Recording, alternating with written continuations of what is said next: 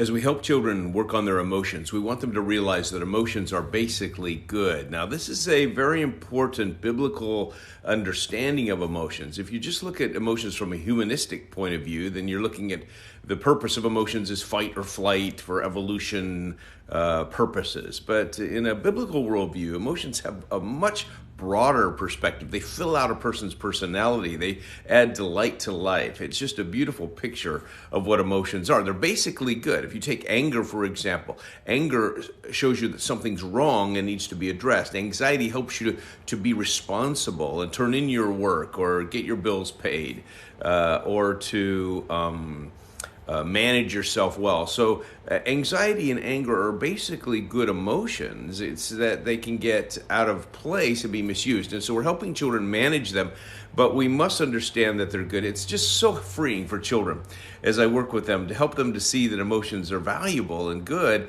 and that they have a purpose. Emotionally sensitive person is the person who can walk into a room and sense that something's wrong here before others do, because they just are emotionally sensitive. They pick up cues emotionally in the environment. So the desire isn't to remove emotions or we'll all be robots. The idea is to teach children how to manage those emotions so they don't get out of control, and that it becomes the process. And that's why it's so important to use a heart-based approach to parenting, because emotions exist inside of the heart of a person. The Bible says, love the Lord your God with all your heart. Jesus said to his disciples, do not let your hearts be troubled. Do not be afraid.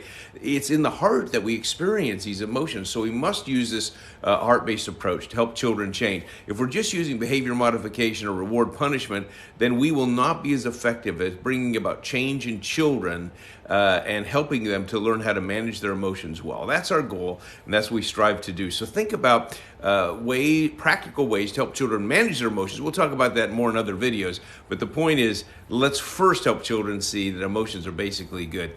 When they recognize that, then there's this hope that comes into them that is much more productive and helpful for our children as they're growing and learning more about themselves and their awareness of themselves and how to live life. For more biblical parenting tips, follow me here.